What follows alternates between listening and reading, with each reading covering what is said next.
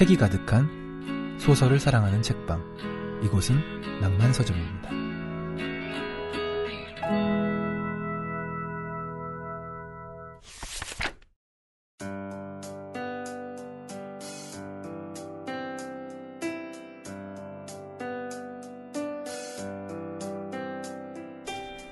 (2018년도) 낭만서점 번외편 경환의 일기를 시작합니다.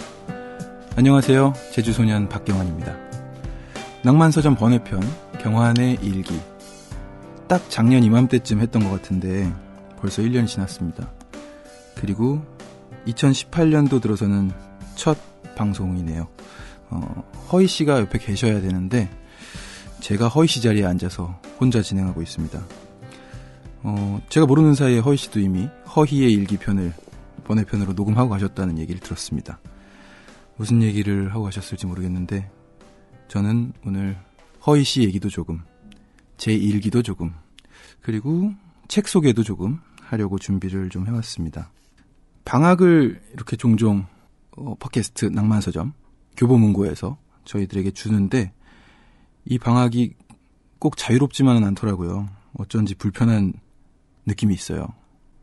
매주 한 권씩 책을 다루다가 방학을 이렇게 누리려고 하면은 왠지 책을 읽어야 될 것 같고 다음 주에 방송해야 될 것 같고 뭔가 할 일을 안 하고 밀려있는 것 같은 기분에 찝찝함이 있었는데 이렇게 첫 방송은 번외편으로 경환의 일기로 엽니다.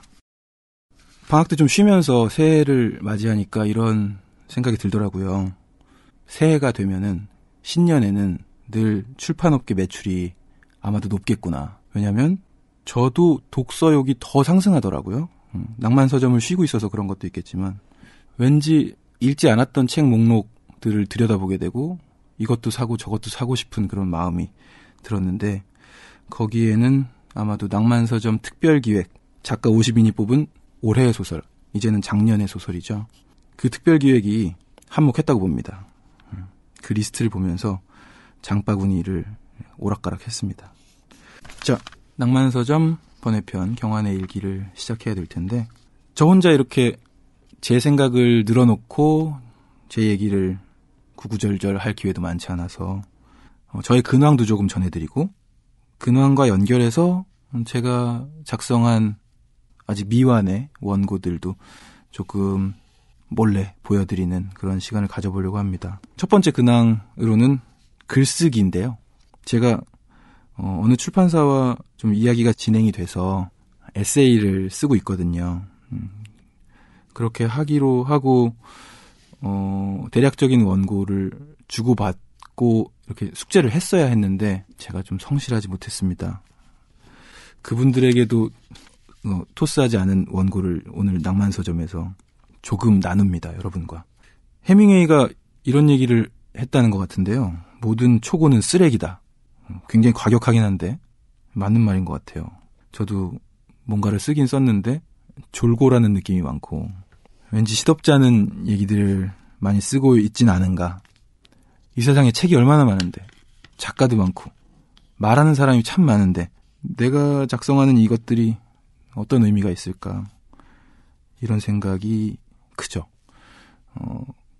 그런데 거기에는 또 낭만서점 그동안 진행하면서 좋은 작품들을 많이 만나고 좋은 문장들을 읽다 보니까 눈만 높아진 것도 한몫하는 것 같습니다. 눈이 높아지니까 내가 뭘 써도 만족되지 않는 그런, 좋은 효과인지 좋지 않은 효과인지 얘기하고 나니까 좋은 효과인 것 같긴 합니다. 그래서 그런 마음으로 있으면 진도가 좀 안 나가는데 한쪽으로는 이런 마음도 먹어요. 한편으로는 이 세상도 그냥 시덥지 않은 얘기들이 많은데 시시덕거리는 사람이 한 명 추가된다고 해서 뭐 별일 있겠는가. 어떤 락의 정신이라고나 할까요? 그냥 난 할 거야. 나는 내 길 가겠다. 라는 마음이 좀 있어야 진도가 나가는 것 같습니다. 그게 음악을 만들면서도 경험했던 일인 것 같아요. 그래서 음악도 글도 다 무언가를 만들어서 세상에 내놓는 일은 검열 기준이 어느 정도는 높아야 되지만 그걸 계속 높이다 보면은 출발조차 할 수 없는 일이 생기기 때문에 나를 어느 정도는 포기해야 되는 것인가 하는 생각이 요즘 오락가락하고 있습니다. 이런 근황에 이어서 제가 썼다는 글들을 조금 읽어드리려고 해요.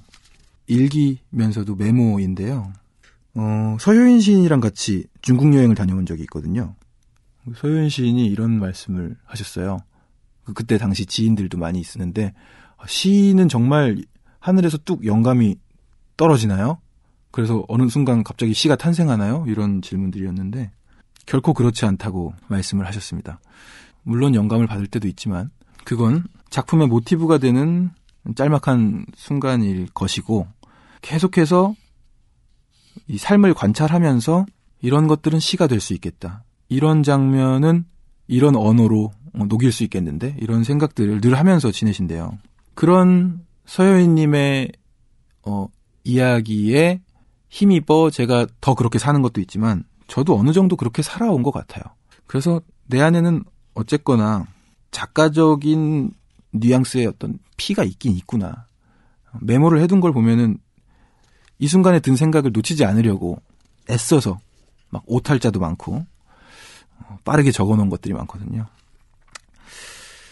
그런 것들 중에서 몇 개를 읽겠습니다. 공감하실 수도 있고요, 유치할 수도 있고요. 첫 번째로 읽어드릴 짧은 글은 성미산 밥상이라는 글입니다. 우리는 늘 어떤 분주한 스케줄 속에서 노래를 만들고 부르고 누가 우리를 찾아주고 그런 얘기들을 하며 조금은 걱정스러운 마음으로 합주 후에 밥을 먹곤 했는데, 지나고 보니 기억나는 것은 그 밥집에 마주 앉았던 우리들, 아침도 못 먹고 나온 모두에게 첫 끼였던 그 늦은 점심, 푸근한 백반집, 그 따뜻한 국의 온기가 그리워지는 계절에 또 한 번 가고 싶어도 이젠 문을 닫았다고, 그동안 찾아주셔서 감사하다고. 성미산 밥상. 네, 이런 글입니다. 실제로 밥집 이름이고요. 실제로 지금은 문을 닫았습니다. 이게 꼭 음악가들의 일상에 비춰서 생각할 것은 아니죠.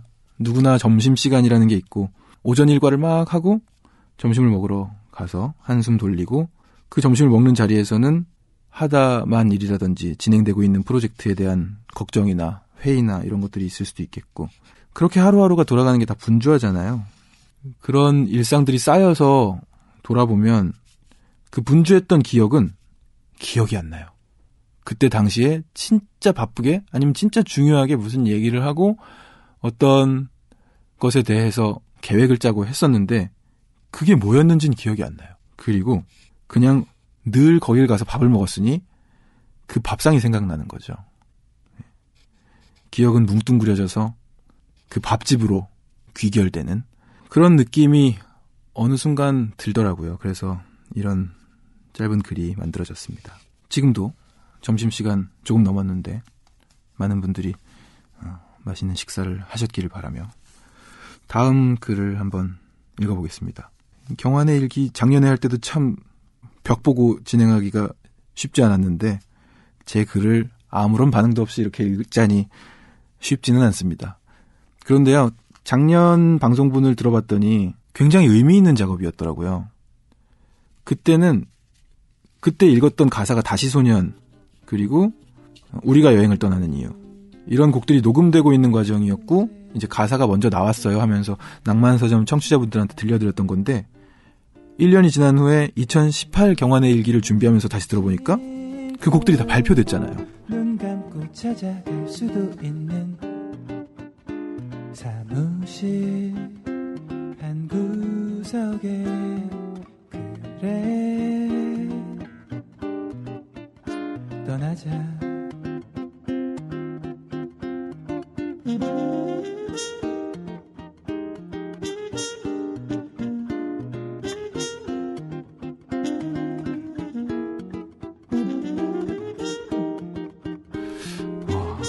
시간의 힘이라는 게 이런 것이고, 또 오디오로 쓰는 일기라는 게 이 새로운 개념이 될 수 있겠다.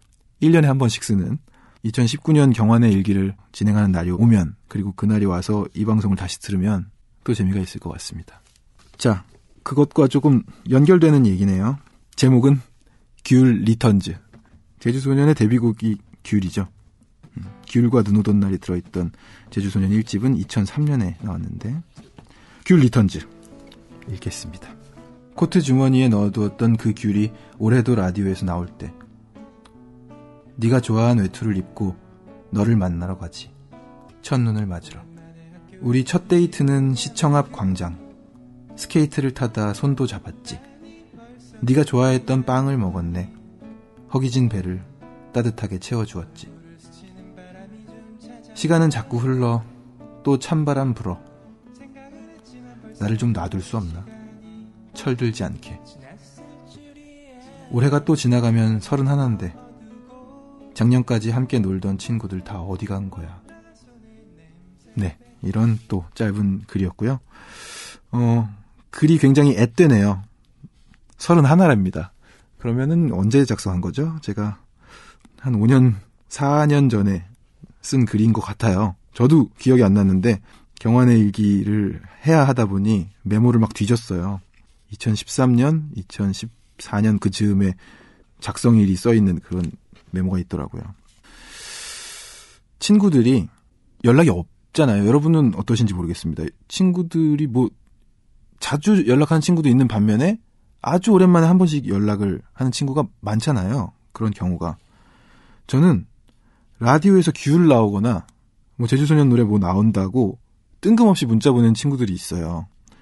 그러면 또 반갑고 이제 귤이 라디오에서 여기저기 흘러나올 때쯤에 그 친구들이 연락을 하니까 그런 것들이 어떤 포인트가 돼서 이런 글을 쓸 수 있었던 것 같습니다. 그리고 아마 결혼 전인가 봐요. 어떤 뭐 데이트의 설렘 같은 게 좀 있네요. 네. 그리고 뭐 첫 데이트를 한 광경 같은 것도 떠올랐나 봅니다. 겨울이니까요. 겨울이 돌아오면 떠오르는 어떤 장면들. 철들지 않아야 무언가를 좀 계속 만든다. 특히 이 뮤지션들 사이에서 뭐 그런 얘기 유행처럼 많고 많이들 하는 얘기인데 저도 그런 생각을 좀 가졌던 것 같아요. 그런데 이 부분은 요즘에는 조금 생각이 바뀌기도 합니다. 철이 든다는 거를 어떻게 정의하냐도 다 다르겠지만 뭐 만약에 철이 든다고 해도 할 수 있는 얘기는 다르게 있겠다. 이런 생각을 해요. 낭만서점을 진행하면서 댓글을 달아주시는 청취자분들의 글들을 보면 누구보다 어떤 작가들 못지않게 진행하는 저희들 못지않게 감성을 유지하고 계셔서 이 감성을 유지한다는 것과 철들지 않는다는 것 연결이 될 수도 있을 것 같은데 문학 소년 소녀들이 정말 많다는 느낌을 받고요. 간혹 나이를 은근히 밝히시는 분들에게서도 분명 그 예술을 사랑하는 어떤 싱싱함이랄까요? 감성의 싱싱함이죠. 그런 것들이 느껴져요. 그래서 여러분과 함께라면 제가 그다지 걱정하지 않고 제 안에 있는 것들을 꺼내고 또 낭만서점도 진행하고 책 읽고 얘기 나누고 지금을 즐기면서 제가 한 해 한 해 계속 해나갈 수 있지 않나 이런 생각을 해봅니다. 귤 리턴즈였습니다. 이번에는 마지막으로 하나를 더 읽어볼까 하는데 이 메모는 제가 제주소년 4집 발매 이후 한참 동안 박경환 솔로 앨범을 작업한 기간이 있어요. 그리고 박경환 솔로 앨범이 굉장히 여러 해에 걸쳐서 아주 고독하게 작업이 됐는데 그게 어느 정도 완성이 될 즈음에 어느 날 밤에 아주 샘솟는 창작 욕구를 느낀 적이 있어요. 할 이야기들이 넘쳐나는 그런 밤이 있었어요. 그래서 그 밤에 무슨 짓을 했냐면 박경환 2집에 들어갈 노랫말을 다 썼어요. 그리고 트랙 리스트도 정하고 제목도 다 정하고 물론 박경환 2집은 나오지 않았습니다. 그런데 그런 밤에 해둔 메모들이 좀 맥이 통하는 부분도 있고 이게 노래로 완성되진 않았지만 그런 메모들 중에서 하나를 가져왔습니다. 그때 당시 설계하기로는 4번 트랙이었나 봐요. 4라고 써있네요. 그리고 제목은 얼마나 쓸쓸했는지. 29살에 나는 완전히 길을 잃었지. 많은 걸 했지만 어디에도 답은 없었지. 해가 뜨는 것을 매일 보고 잠들었지. 친구야, 너도 그런 적 있니? 지지 않으려고 혼자 힘을 냈지. 어디에도 없는 너의 뒷모습만 쫓았지.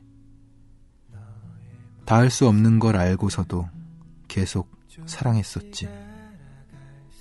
내 사랑아, 대답이 없던 내 사랑아. 네, 이런 글입니다.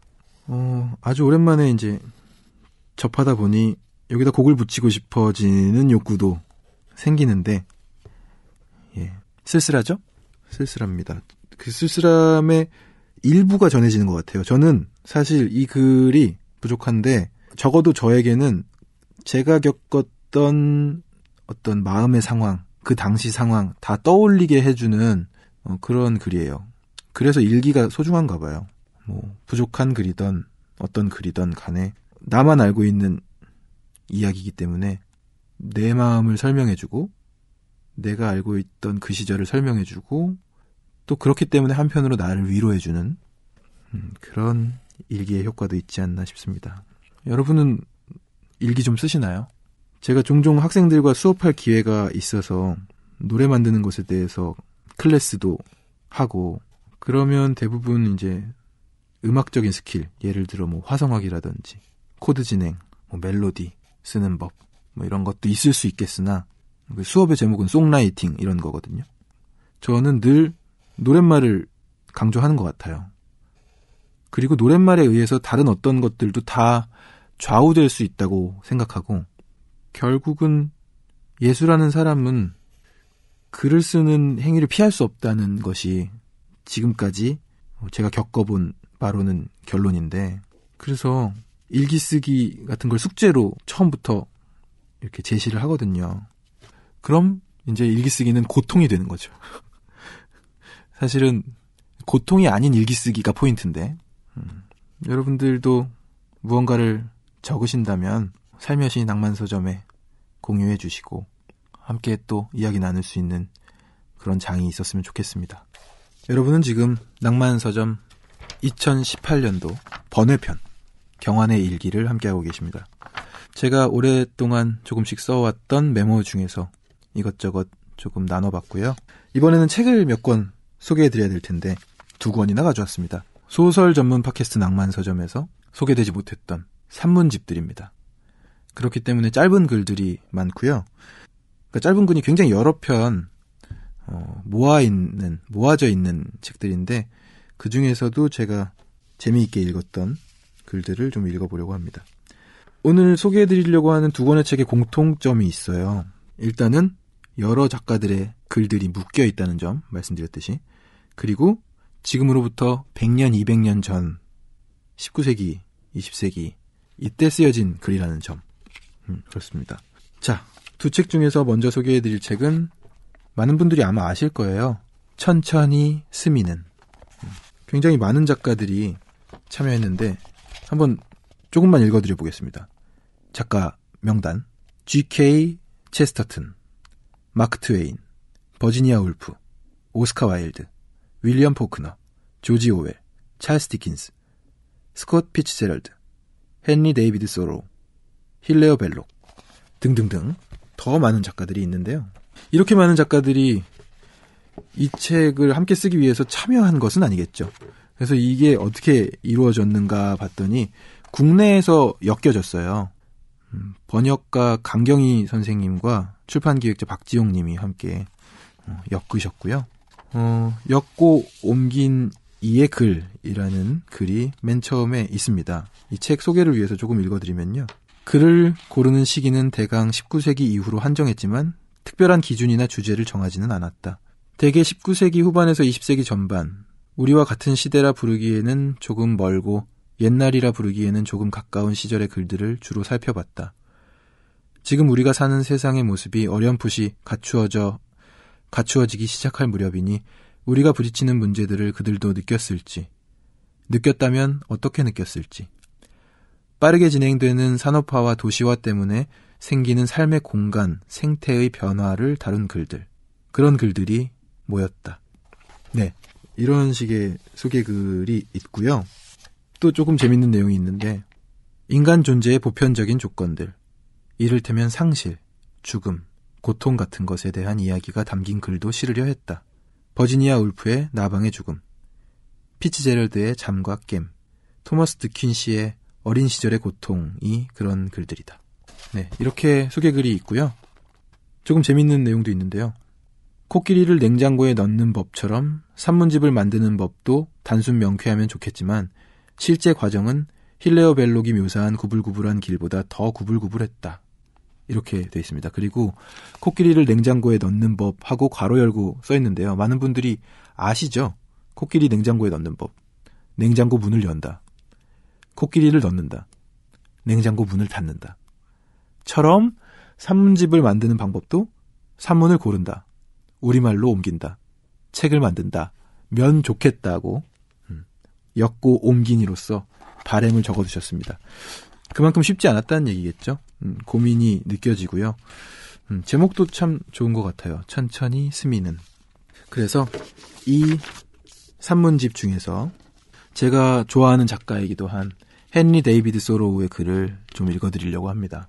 헨리 데이비드 소로우는 월든이라는 책으로 많은 분들이 알고 계시죠. 이 작가를 소개해드리자면요. 1817년에 연필 제조자의 아들로 미국에서 태어났고요.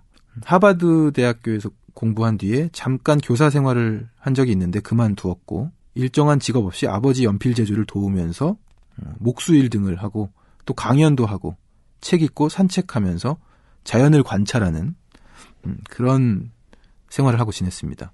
이 월든이라는 책은 1854년에 발표됐는데 월든 호숫가에 오두막을 짓고 자급자족하면서 소박한 삶을 살았던 2년간의 기록입니다.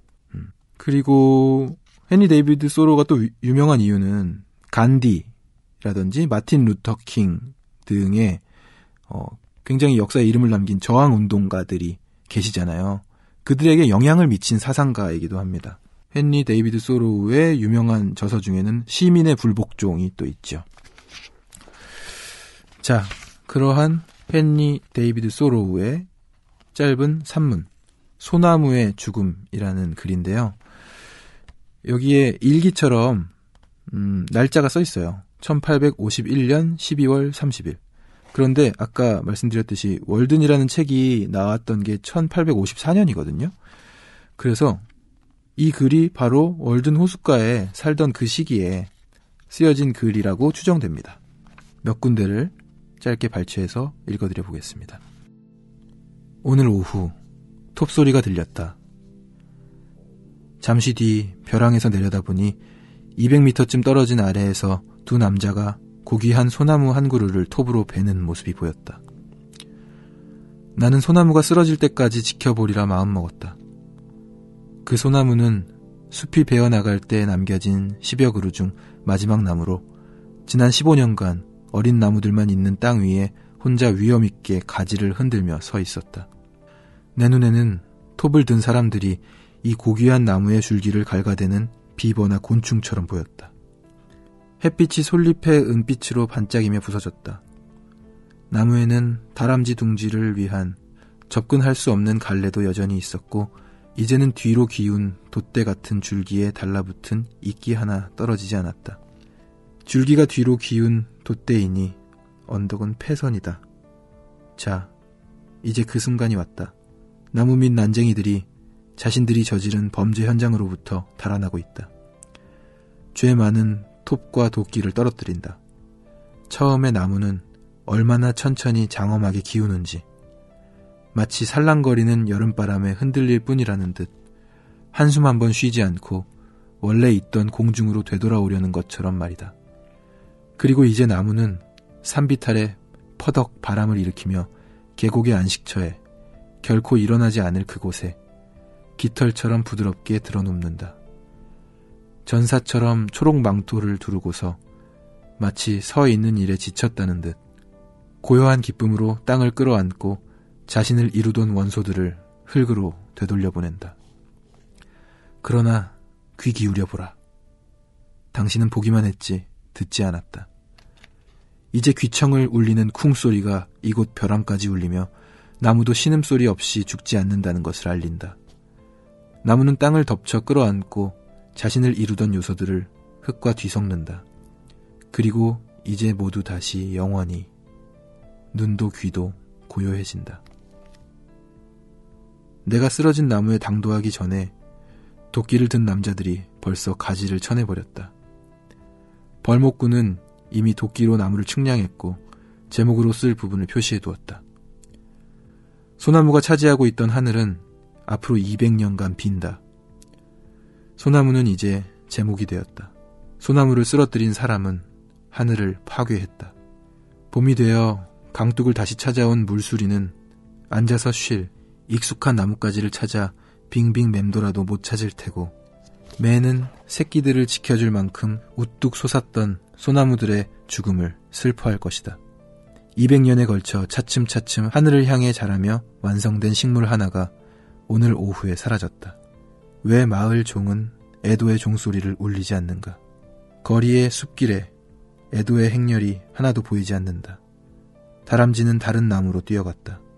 매는 빙빙 돌며 점점 멀어져 새로운 둥지에 자리를 잡았지만 벌목꾼은 그곳에도 도끼질을 할 준비를 하고 있다. 네. Death of a Pine Tree 1851년 이렇게 원고 끝에 써 있습니다. 헨리 데이비드 소로우의 소나무의 죽음을 읽어드렸습니다. 발췌해서 읽어드린다고는 했는데 제가 감명 깊게 읽은 부분이 많아서인지 이 글의 한 반 정도를 읽어드렸던 것 같아요. 지금도 여전히 지구를 살아가는 우리들이 고민하는 내용. 헨리 선생님은 1851년에도 고민하고 계셨고 굉장히 색다른 시선이 있지 않나요? 여러분은 어떻게 들으셨나요? 물론 뭐 나무를 잘라서 땔감으로 써야 되겠고 무언가 뭐 건물을 짓는 데도 써야 되겠고 인간의 측면에선 이유가 있어서 벌목을 했을 텐데 헨리 데이비드 소로우의 시선에서는 이런 얘기를 해요. 하늘은 앞으로 200년간 빈다. 200년 동안 자라왔던, 그래서 천천히 가지를 뻗고 그 하늘에는 그 나뭇가지가 있어 왔는데, 그리고 있어야만 했는데 한순간에 베어버림으로써 그 하늘, 그 공간이 200년 동안 비게 되는 것이고, 그러므로 소나무를 쓰러뜨린 사람은 하늘을 파괴했다. 이렇게 얘기를 하죠. 그리고 그것이 그 나뭇가지를 찾아서 쉬던 동물들에게 어떤 일이었는지, 그리고 이런 엄청난 일이 벌어졌는데 왜 그 어디에서도 애도의 종소리가 울리지 않는가 하면서 굉장히 안타까워하는 그런 내용의 글이었습니다. 헨리 데이비드 소로우의 글을 읽고 있으면 정말 삶이라는 게 얼마나 소박해도 되는가, 나는 내 삶에 왜 소박함을 허락하지 않는가, 이런 생각들이 마구 들더라고요. 무언가를 자꾸 확장하려고만 하고, 뭐 예를 들어 뭐 돈으로만 이야기를 해도 돈을 여기도 써야 되고 저기도 써야 되고 돈 쓸 때는 많고, 그렇기 때문에 일을 많이 하죠. 육아랑 자연스럽게 저는 연결이 될 수밖에 없는데, 그러면 아이들과 보낼 시간은 줄어들고, 뭐 많이들 얘기하는 사교육 뭐 이런 것과도 연결이 될 수 있겠습니다. 그래서 굉장히 미니멀 라이프를 제 나름대로는 추구하거든요. 그런데 시대 정신에 떠밀려가는 건지 잘 되지 않는 것 같아요. 아무리 미니멀 하려고 노력해도 뭔가가 일이 벌어지고 있고 그걸 수습하기에 바쁜 나날들을 보내기 마련인 것 같습니다.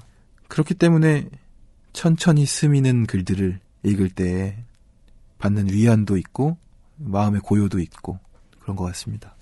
자, 이렇게 천천히 스미는 이라는 산문집 중에서 글 하나를 골라서 소개해드려봤고요. 여기엔 다른 글들도 많이 있으니까 여러분들이 만나보시면 좋을 것 같습니다.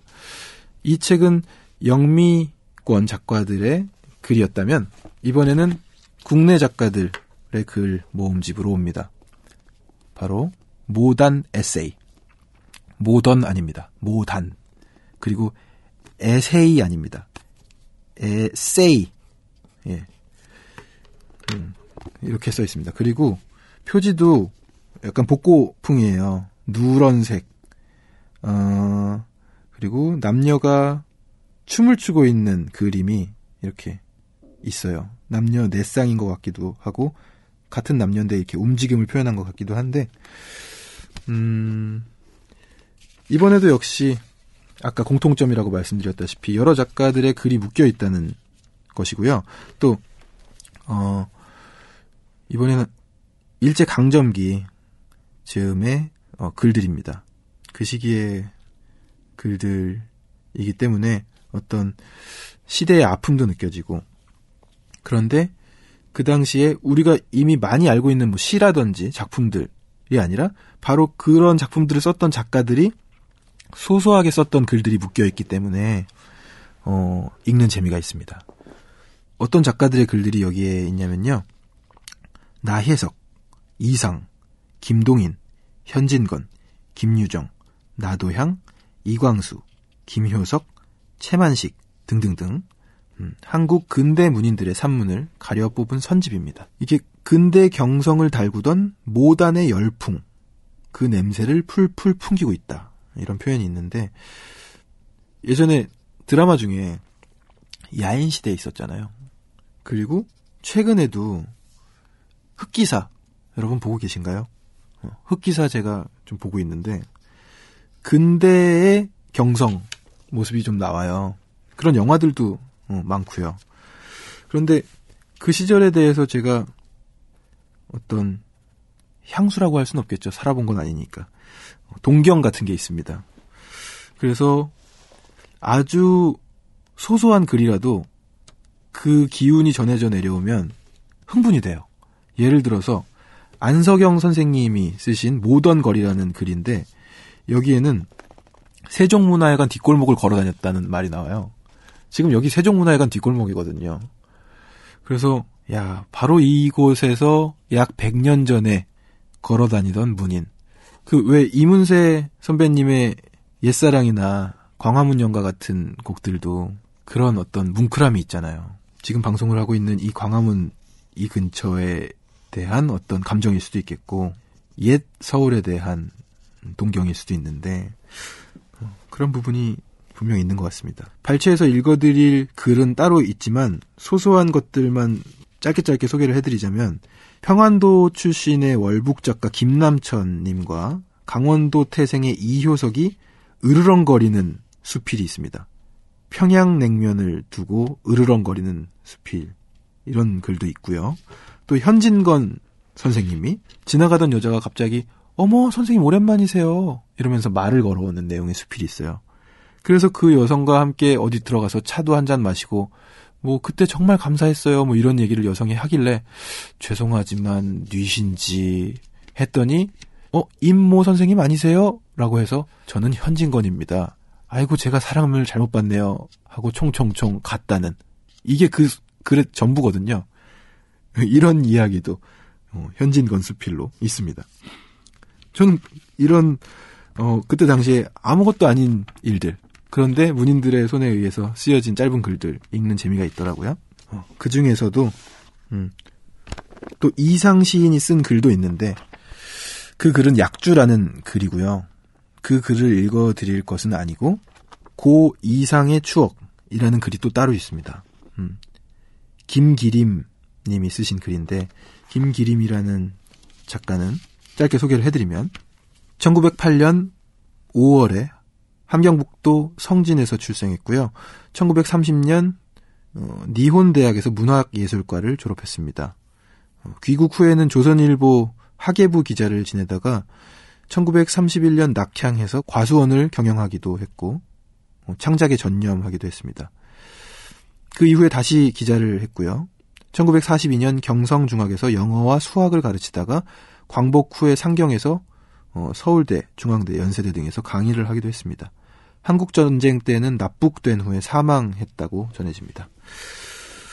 이 김기림 선생님의 문학 활동은 창작 활동이랑 평론 활동으로 나뉜다고 하는데, 초기 작품들은 감상주의에 대한 비판, 새로움의 추구, 이런 부분으로 요약이 될 수 있을 것 같고, 김기림 선생님이 주창한 것이 있는데, 오전의 시론이라는 부분이거든요. 아마 허희 씨한테 물어보면 잘 아시겠죠? 감상주의에 사로잡히지 말고 허무주의로 흐르지 말고 건강하고 명랑한 오전의 시론을 가져야 한다는 주장을 하셨습니다. 네, 구체적으로 어떤 내용인지는 나중에 허희 씨랑 만나면 이야기를 나눠보도록 하겠습니다. 고 이상의 추억, 김기림. 상은 필시 죽음에게 진 것은 아니리라. 상은 제 육체의 마지막 조각까지라도 손수 길러서 없애고 사라진 것이리라. 상은 오늘의 환경과 종족과 무지 속에 두기에는 너무나 아까운 천재였다.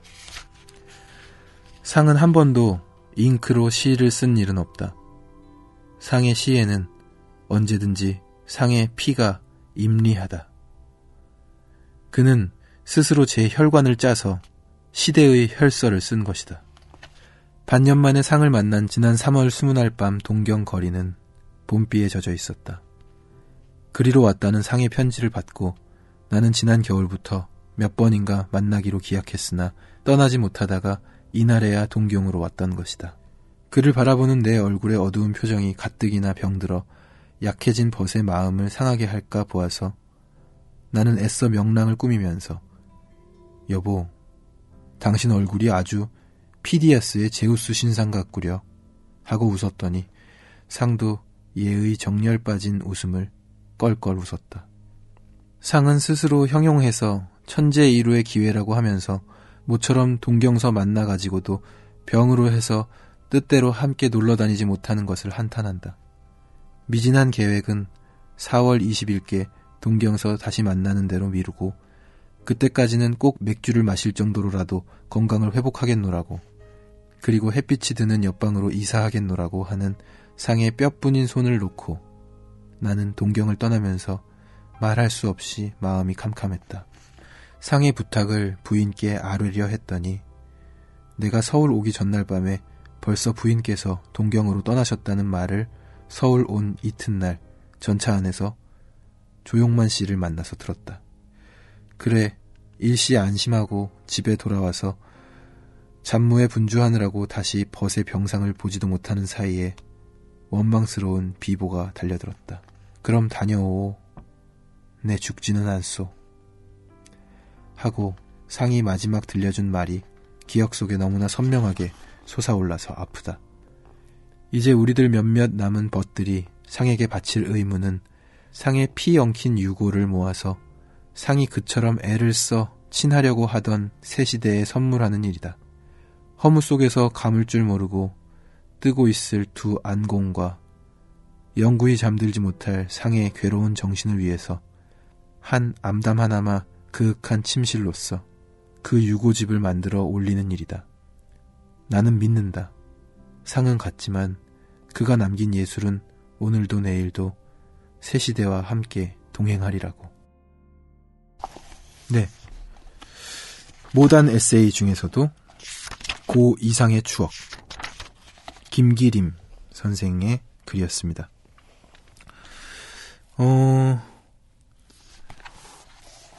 이상의 시를 여러분은 많이 접해보셨는지 모르겠습니다. 저는 한 아해가 말하오, 이런 시 있죠. 그리고 서태지가 떠올라요.